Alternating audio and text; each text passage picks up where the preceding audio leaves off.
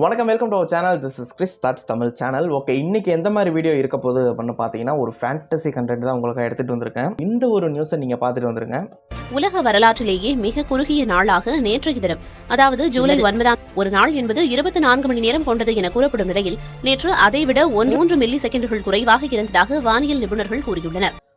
Okay, news பார்த்துட்டிங்களா? இப்போதைக்கு இது பெரிய வித்தியாசங்கள்லாம் ஏற்படுத்தலை.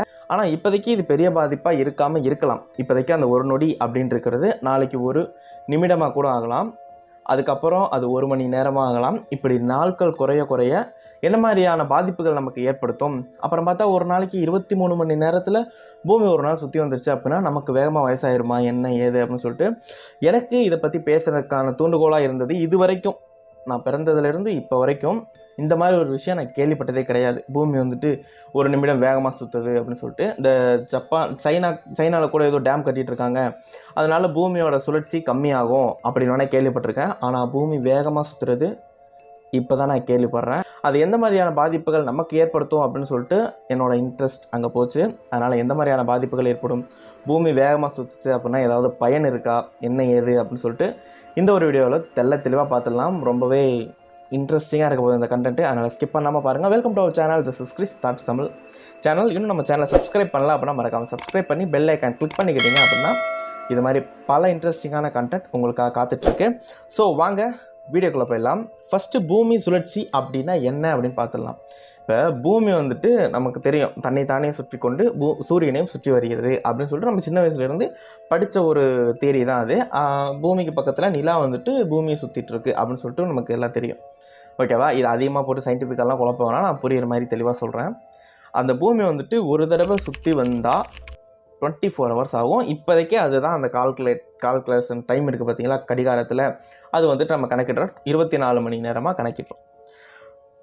அதே மாதிரி எவ்வளோ கிலோமீட்டர் ஸ்பீடில் சுற்றி வருது அப்படின்னு பார்த்தீங்கன்னா மைண்ட் ப்ளோயிங்காக இருக்கும். 1670 கிலோமீட்டர், 1670 கிலோமீட்டர் ஸ்பீடில் வந்து சுற்றி வருது. இது ஜஸ்ட் இமேஜின் பண்ணி பார்த்தோம் அப்படின்னா என் கணக்கில் வந்துட்டு தேனிக்கு 500 கிலோமீட்டர் ஆவரேஜான்னு வச்சுக்கோங்களேன். போயிட்டு திரும்ப ரிட்டன் சென்னைக்கு வந்துட்டு மறுபடியும் போயிட்டு பாதி தூரம் வந்துடலாம் 1 ஹவரில். அவ்வளோ ஸ்பீடை சுற்றியும் நம்ம ஏன் விழுகலை அப்படின்னு பார்த்தீங்கன்னா சென்ட்ரிஃபியூகல் ஃபோர்ஸ் இருக்குது பார்த்தீங்களா, மைய ஈர்ப்பு விசை. ஸோ அதனால தான் நம்ம இது வரைக்கும் விழுகாமல் இருக்கோம் அப்படின்னு நான் நினைக்கிறேன். ஓகே, இப்போது நம்ம மெயின் கண்டென்ட்டுக்கு வருவோம். பூமி வேகமாக சுற்றினா என்ன நடக்கும் அப்படின்னு சொல்லிட்டு ஒரு 7 பாயிண்ட்டு நமக்கே வந்துட்டு புரிகிற மாதிரி இருக்குது. ஸோ பார்த்துலாம் என்னென்ன பாயிண்ட் அப்படின்னு சொல்லிட்டு. ஃபஸ்ட்டு பாயிண்ட் என்ன அப்படின்னு பார்த்தீங்கன்னா, நாள் குறைந்து விடும், ஷார்ட்டர் டே அப்படின்னு சொல்லுவாங்கல்ல. இப்போது ஒரு நாளைக்கு 24 ஹவர்ஸ் இருக்குது அப்படின்னு பார்த்தீங்கன்னா கடிகாரத்தில், அதுதான் பூமி சுற்றி வர நேரத்தில் கடிகாரத்துக்கு 24 ஹவர்ஸ். அந்த மணி வந்துட்டு குறைஞ்சிக்கிட்டே வரும். இப்போ ரியாலிட்டியில் ஜூலை 9 என்ன ஆச்சு அப்படின்னு பார்த்தீங்கன்னா, அந்த ஒரு நொடி 34 மில்லி வினாடி இருக்குது பார்த்தீங்களா, அது வந்துட்டு குறைஞ்சி வந்துச்சு. அதே மாதிரி இந்த 10 நிமிடம் குறையலாம், அதுக்கப்புறம் ஃப்யூச்சரில் 1 மணி நேரம் குறையலாம், அதுக்கப்புறம் 10 மணி நேரம் குறையலாம். இப்படியே குறைஞ்சிட்டு வந்து என்ன ஆகும் அப்படின்னு பார்த்தீங்க அப்படின்னா 10 மணி நேரம், அதாவது ஒரு நாளைக்கே 10 மணி நேரம் தான் இருக்கக்கூடிய சுச்சுவேஷனுக்கு கூட தள்ளப்படலாம் அந்த பூமி சுற்றுற வேகத்தை பொறுத்து. அப்படின்னா யோசிச்சு பாருங்கள், நம்ம கடிகாரத்தையெல்லாம் வந்துட்டு மறுபடியும் மாற்றி அமைக்கணும், நினச்சி கூட பார்க்க முடியல. Okay, fine. அடுத்ததாக ரெண்டாவது விஷயம் என்னன்னு முதல் விஷயம் என்னென்னா நாள் வந்துட்டு குறைஞ்சிட்டே வரும். ஓகேவா? அதுக்கப்புறம் ரெண்டாவது விஷயம் என்னன்னு பார்த்தீங்கன்னா, கடல் நீர்மட்டம் மாறும். சீ லெவல் வந்து சேஞ்ச் ஆகும், கடலோட நீர்மட்டம். இந்த விஷயம் வந்துட்டு கடல் நீரை பூமியின் மையத்திலிருந்து வெளியே தள்ளும் அப்படின்னு சொல்கிறாங்க. அதாவது இப்போது நம்ம எக்ஸாம்பிளுக்கு எடுத்துக்கிட்டோம்னா, நம்ம சிம்பிளான ஒரு எக்ஸாம்பிள் எடுத்துப்போமே. இந்த கால்பந்து இருக்குது பார்த்தீங்களா, அந்த கால்பந்தை வந்துட்டு தண்ணியில் நினச்சி அதை நம்ம கையில் வச்சு இப்படி வேகமாக சுற்றணும் அப்படின்னா என்ன ஆகும்? கொஞ்சம் இமேஜின் பண்ணி பார்த்தா உங்களுக்கே புரியும். அந்த தண்ணி வந்துட்டு வெளியே தள்ளிடும். சேம் அதே மாதிரி தான் பூமியில் இருக்க அந்த கடல் பகுதியெல்லாம் இருக்குது பார்த்தீங்களா, அது வந்துட்டு இந்த தண்ணி வந்துட்டு வெளியே தள்ளிடும் அப்படின்னு சொல்கிறாங்க, சுற்றுற வேகத்தை பொறுத்து. ஒருவேளை ஒரு நாளைக்கு 10 மணி நேரம் தான் இருக்குது, அந்தளவு வேகமாக பூமி சுற்றுது அப்படின்னா தண்ணியெல்லாம் வந்துட்டு வெளியே போயிடும் அப்படின்னு சயின்டிஃபிக் ரிசர்ச் வந்து சொல்லுது. அதனால் இந்த சுழற்சி வேகம் அதிகமாச்சு அப்படின்னா இந்த மைய விலகல் விசை இருக்குது பார்த்தீங்களா, சென்ட்ரிஃபியூகல் ஃபோர்ஸ், அது வந்துட்டு அதிகமாகும். அதனால் தண்ணியெல்லாம் வெளியே தள்ளிடும். இதனால் ஈக்குவேட்டர் பகுதிகள், அதாவது நடுப்பகுதி இருக்குது பார்த்தீங்களா, வடதுருவம் தென் துருவம் வந்துட்டு கடல் மட்டம் குறையும், தண்ணியெல்லாம் வெளியே தள்ளிடும். ஆனால் நடுப்பகுதியும் அதே ஆப்போசிட்டாக கடல் மட்டம் அதிகமாகும். ஜஸ்ட் இமேஜின் பண்ணி பாருங்களேன். கடல் நீர் மட்டத்தில் பெரிய மாற்றம் ஏற்படும். இது வந்துட்டு மனிதனுக்கு மட்டுமல்ல, அந்த கடலில் வர உயிரினங்களுக்கும் பாதிப்பு தான் ஏற்படுத்தும். அதுக்கடுத்து பார்த்தீங்க அப்படின்னா பூமியின் வடிவம் மாறும் அப்படின்னு சொல்கிறாங்க. ஸ்பீடாக சுற்றிக்கிட்டே இருந்துச்சு அப்படின்னா இந்த எர்த்தோட ஷேப்பில் சேஞ்சஸ் ஏற்படும். அது எந்த மாதிரியான சேஞ்சஸ் ஏற்படும் அப்படின்னு பார்த்தீங்கன்னா, இப்போ வந்துட்டு பூமி சயின்டிஃபிக், அதாவது 2025 இது வரைக்கும் பூமி எந்த மாதிரி இருக்குது அப்படின்னு பார்த்தீங்கன்னா, ஒரு வட்ட வடிவத்தில் அதாவது தட்டை உருண்டை வடிவம். உருண்டை வடிவம் அப்படி சொல்லிட்டு இருந்தாங்க, அதுக்கப்புறம் கோள வடிவம் அந்த மாதிரி சொல்லிட்டு இருந்தாங்க. இப்போ வந்துட்டு ஒரு தட்டையான ஒரு உருண்டை வடிவத்தில் இருக்குது அப்படின்னு சொல்லி கண்டுபிடிச்சிருக்காங்க. ஒருவேளை பூமி வேகமாக சுற்றுச்சு அப்படின்னா இந்த ஷேப்லேயும் மாற்றம் ஏற்படும் அப்படின்னு சயின்டிஃபிக் ரிசர்ச் வந்து சொல்லுது. வேகமாக சுழன்றுச்சு அப்படின்னா பூமி மேலும் தட்டையாகும். இப்போ ஆல்ரெடி தட்டையாக இருக்குது, ஒரு உருண்டை வடிவத்தில் லைட்டாக தட்டையாக இருக்குது. ஒருவேளை வேகமாக சுற்றுச்சு அப்படின்னா இன்னும் தட்டையாயிரும், இந்த ஷேப்புக்கு வந்துடும், ஒரு ரவுண்டு பிளேட் ஷேப்புக்கு வந்துடும் அப்படின்னு சொல்லுவாங்க. இது வந்துட்டு எந்த மாதிரினா flatten at poles bulged at equator அப்படின்னு நம்ம வந்துட்டு டினோட் பண்ணலாம். ஓகே, அடுத்ததாக 4வது மாற்றம் என்ன அப்படின்னு பார்த்தீங்கன்னா வானிலை மாறும். இது வந்துட்டு நம்ம நார்மலாக பூமி சுற்றுச்சுன்னா இது கண்டிப்பாக ஏற்படும். அப்போ நம்ம நார்மலாக கண்டுபிடிச்சிடலாம். வானிலை வெதர் சேஞ்ச் வந்து ஏற்படும். காற்றின் இயக்கத்தில் மாற்றம் வரும். காற்று வந்துட்டு வேகமாக அடிக்கும், ஒரு சில நேரம் கம்மியாக வரும். அது மாதிரி சேஞ்சஸ் ஏற்படும். பெரிய புயல்கள், காற்றழுத்த மாறுபாடு ஏற்படும். மிகப்பெரிய புயல் வர்றதுக்கெல்லாம் வாய்ப்பு இருக்குது அப்படின்னு சொல்கிறாங்க. அடுத்து நிலவே பகுதியில் மாறும். அதாவது நில வெப்ப பகுதி இருக்குல்ல, அதை தான் அப்படி சொல்கிறாங்க. நில வெப்ப பகுதியில் வந்துட்டு சேஞ்ச் ஆகும். இப்போயே நார்மலாக அந்த ஆப்பிரிக்கா பக்கத்தில் நினைக்கிறது ஒரு நாட்டில் நியூஸ் பார்த்தேன். 10 நாளில் கிட்டத்தட்ட வெயிலோட அந்த அனல் புயல் அதனால் தாக்கத்தால் 2300 பேர் இறந்துருக்காங்க. இது கிட்டத்தட்ட கொரோனாவில் நான் பார்த்த அந்த கால்குலேஷனுக்கு ஓரளவுக்கு ஈக்குவலாக மேட்ச் ஆகிற மாதிரி தான். 10 நாளில் 2300 பேர், ஒன்று ஒரு உயிர். 2300 பேர் 10 நாளில் இறந்துருக்காங்க அப்படின்னா ரொம்ப சங்கட வர சூழ்நிலைகள் தான்.